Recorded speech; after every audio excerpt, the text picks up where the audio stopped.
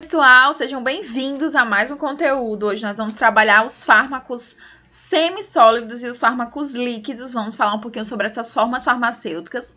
Lembrem que a gente já trabalhou semana passada, no conteúdo passado, a gente trabalhou alguns conceitos sobre fármacos e também trabalhamos as formas sólidas, né? Vimos lá os comprimidos, as pílulas, as cápsulas. Então, para dar continuidade às formas farmacêuticas, a gente agora vai ver as outras formas, as que sobraram, as que restam, que são as formas semissólidas e as líquidas, certo? Então, vem comigo, bora, vai começar mais um conteúdo. Pega lá teu livro de atendente de farmácia, vou me diminuir para ficar aqui no cantinho. Você vai abrir lá no capítulo 5, na página 35, tá bom? Então, bora lá, gente. Então, o intuito hoje é que a gente trabalhe, como eu falei, as formas semissólidas e líquidas são bem menos do que as formas sólidas. A gente viu que as formas sólidas são inúmeras, muitas, mas aqui a gente vai trabalhar mais tranquilamente, não são tantas e dá pra gente conversar um pouquinho sobre cada uma, beleza, meu povo? Então, bora lá. Começando pelas formas semissólidas, é importante dizer que vocês podem aí ver referências, livros, outros materiais que se referem às formas semissólidas como formas pastosas, tá bom?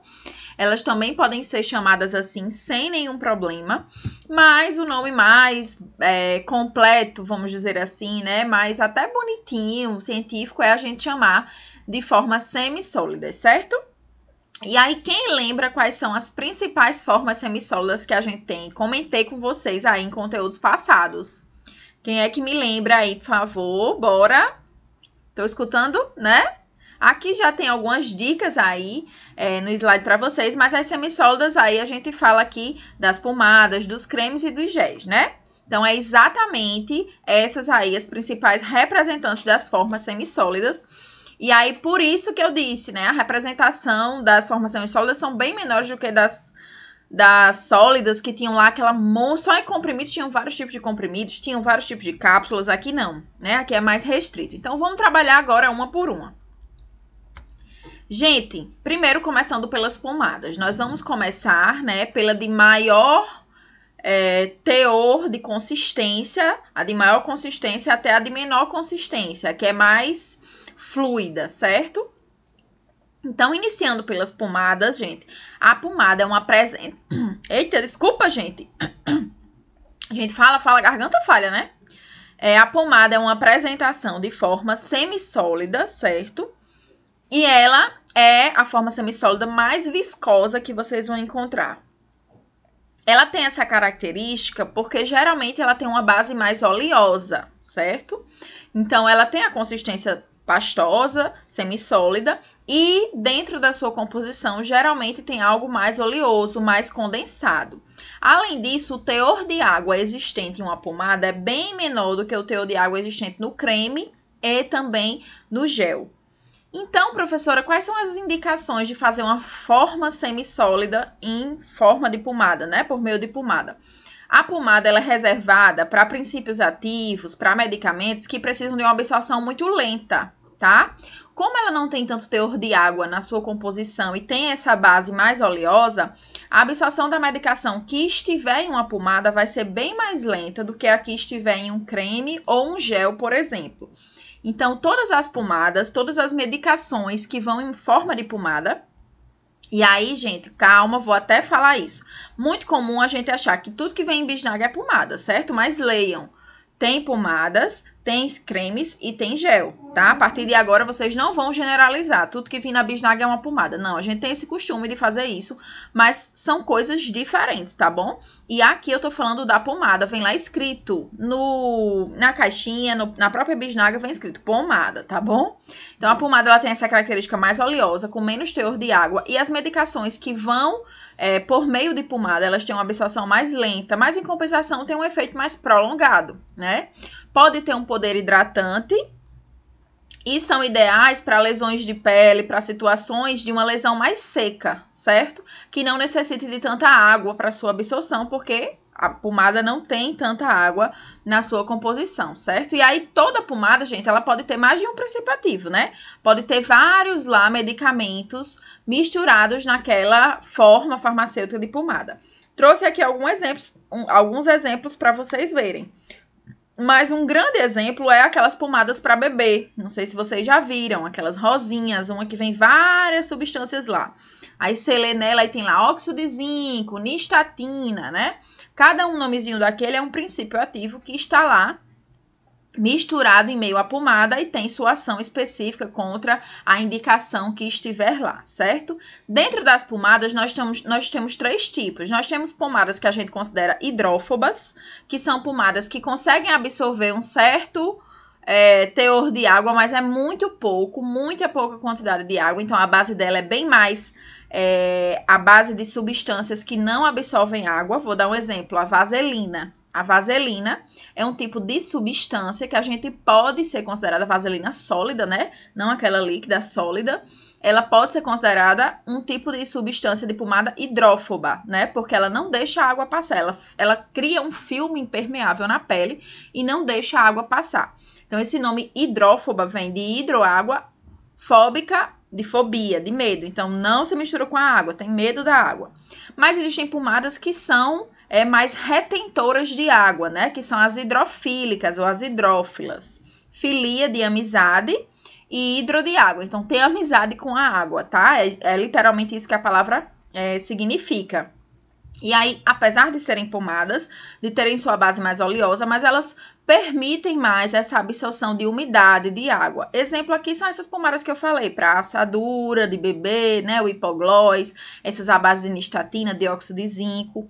E existem também pomadas que são absorventes. Aí essas aí, elas já absorvem a água mesmo, ela retém a água na pele, né? Um exemplo aqui é a sulfadiazina de prata.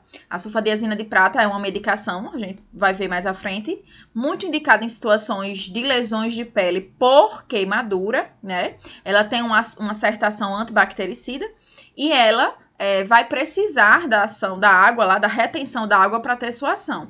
Então, a gente diz que é uma pomada absorvente, né? Que não tem tanta raiva assim da água e que consegue reter água ali na pele, no local do ferimento, para potencializar essa cicatrização, certo? Então, existem esses 3 aí tipos, subtipos de pomadas. E dentro ainda das pomadas, nós temos a pasta. A pasta é um subtipo de pomada, né? A gente não pode considerar a pasta sozinha, ela é um subtipo de pomada. E ela é um tipo de pomada que apresenta maior teor de elementos sólidos, certo, gente? Aqui ficou temor, mas é teor, tá? Então, ela apresenta maior teor de elementos sólidos. Então, ela é uma pomada, vamos dizer assim, mais consistente, mais grossa, certo? Ela tem pouquíssima quantidade de água mesmo na composição, porque ela tem mais partículas sólidas ali. Então, ela tem uma consistência mais grossa mesmo. É a mais grossa de todas, mas é considerada pomada ainda, certo? Então, quando vocês virem lá pasta, a pasta é um tipo de pomada, é um subtipo de pomada. E a diferença de uma pomada comum é porque as pastas têm mais teor sólido na sua composição, tá? E também elas podem ser hidrofílicas, ou seja, tem pastas que vão ser mais amigas, tem mais afinidades da água, né? Então vão se misturar melhor com a água, e tem algumas que não, que vão ser hidrofóbicas mesmo, igual as pomadas como a gente discutiu, ou seja, não se misturam com a água de jeito nenhum. Beleza, gente?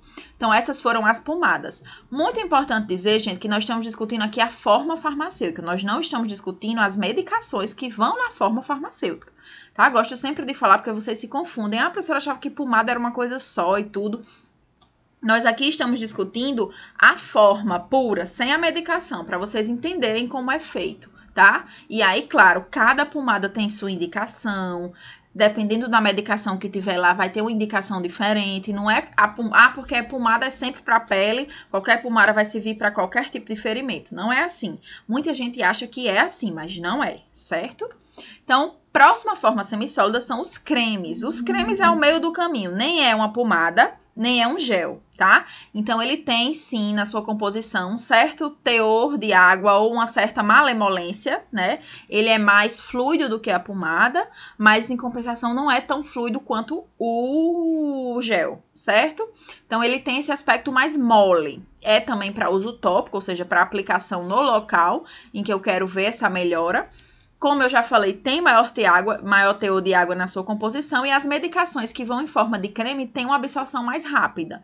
Então, olha aí a diferença. Quando a indústria farmacêutica ela vai produzir uma forma semissólida, ela vai ver. Essas medicações, elas precisam ter ação prolongada, precisa ser absorvida lentamente. Se for, vai em forma de pomada. Não!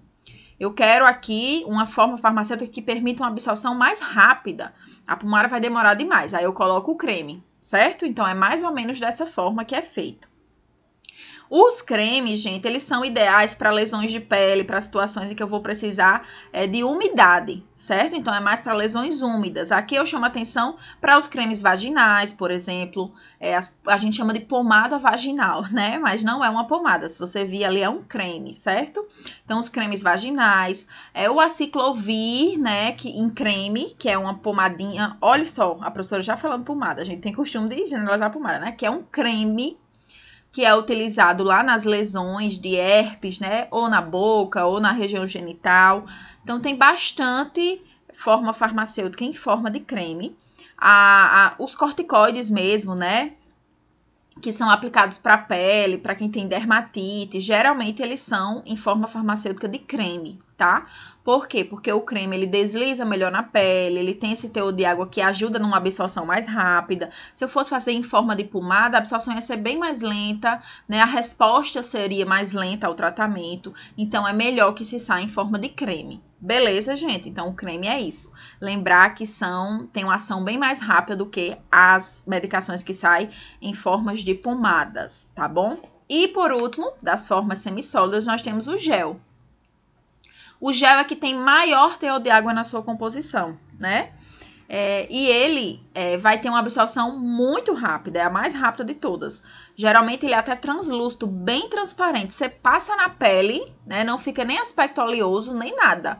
Ele já absorve rapidamente aquilo ali, não deixa a pele oleosa e tudo mais. E a medicação que tiver lá, por meio dele, vai ter uma absorção rápida.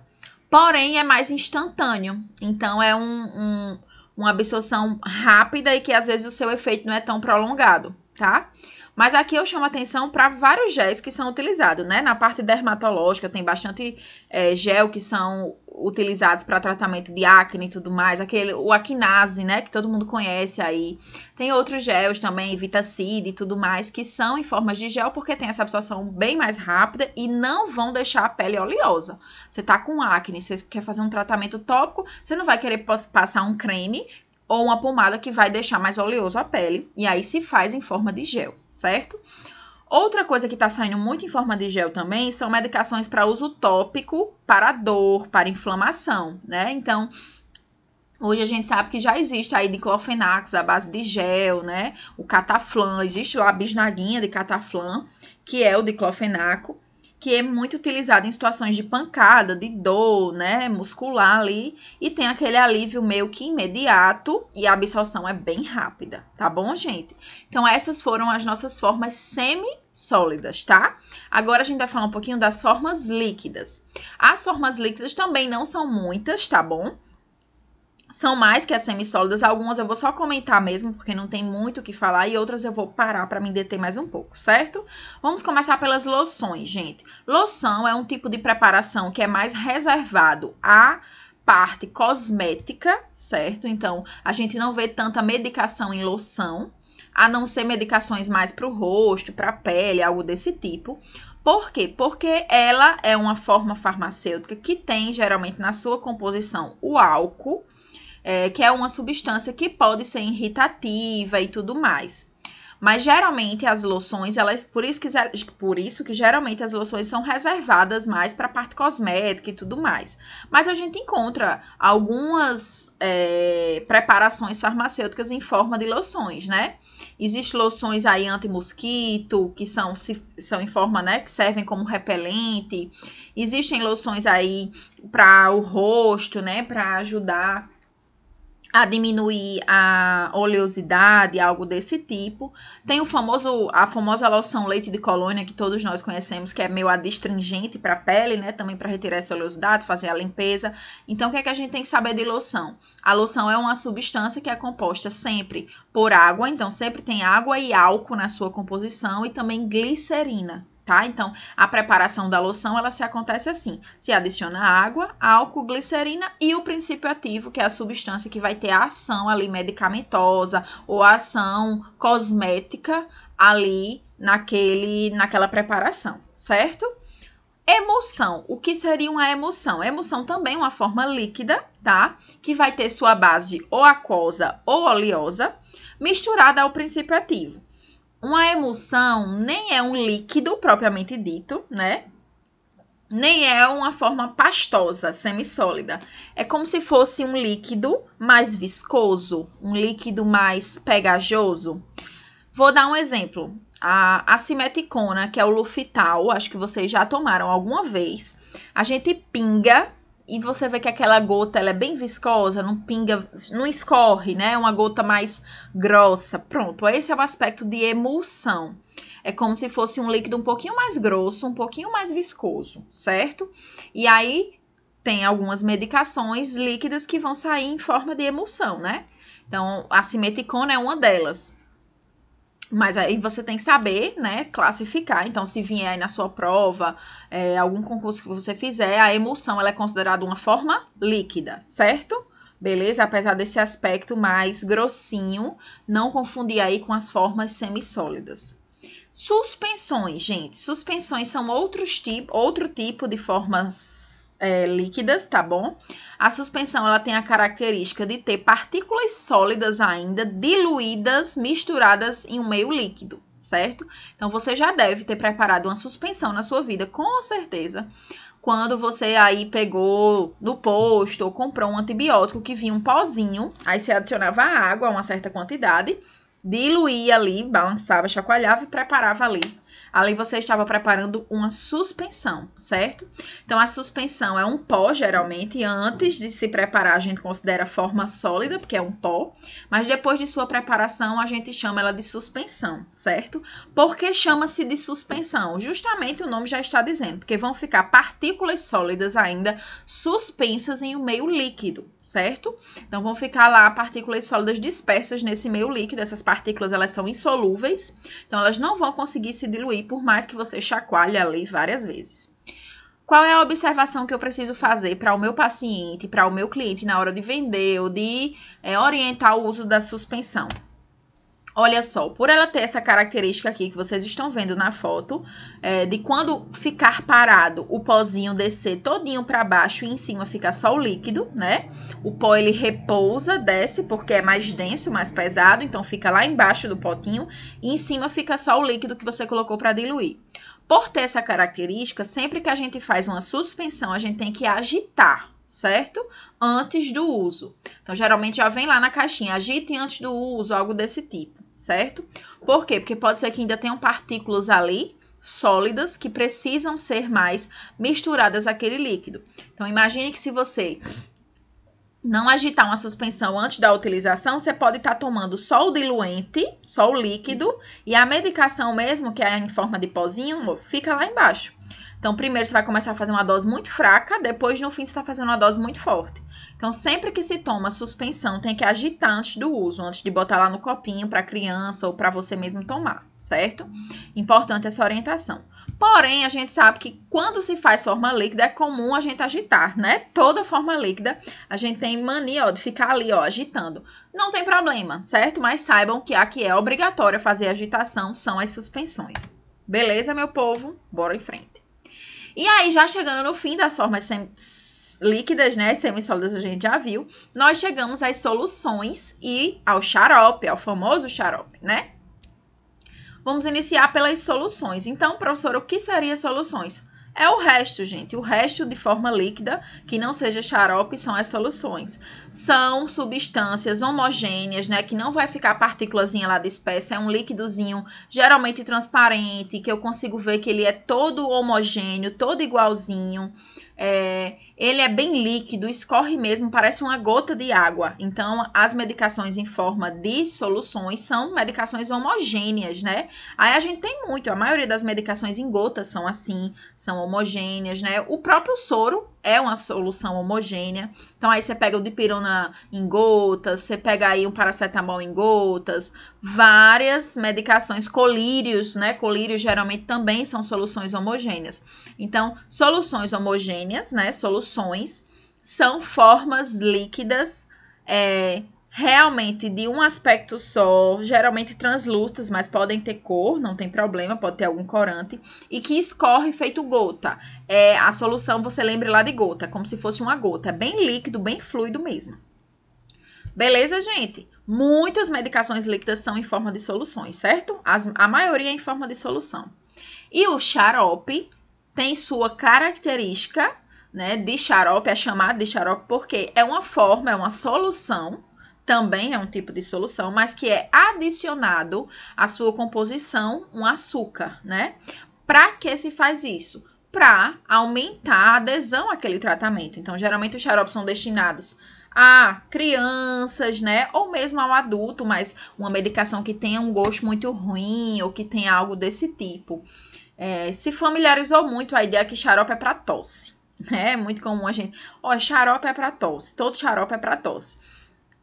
Mas não existe isso, certo? Acontece que a maioria das preparações feitas para tosse na indústria farmacêutica saíam em forma de xarope, e aí se familiarizou que todo xarope é para tosse, mas não é assim. Existem xaropes com outras indicações. A característica de ser xarope não é porque é para tosse, não. É porque na sua composição se tem a adição do açúcar. E aí, atenção a pacientes diabéticos, a pacientes, né, que não podem ingerir tanto teor de açúcar no uso exagerado dos xaropes, certo? Porque isso pode, sim, aumentar o risco de descompensação da doença. Além disso, a administração de xaropes em crianças ou mesmo de preparações líquidas que tenham adição de açúcar, que tenham muito corantes, atenção aos dentes das crianças, né?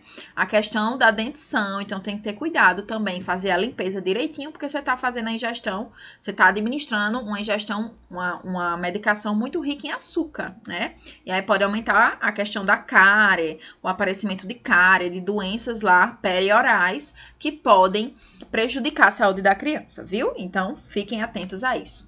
Meu povo, então, por hoje era isso. Nós vimos aí as formas pastosas ou semissólidas, né? Mais bonitinho chamar assim de semissólidas.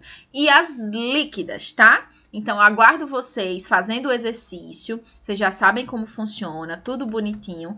Trouxe aqui uma questão pra gente revisar o que nós vimos e também já ir adiantando, dando um spoiler aí do exercício. Então, só recapitulando o que a gente viu.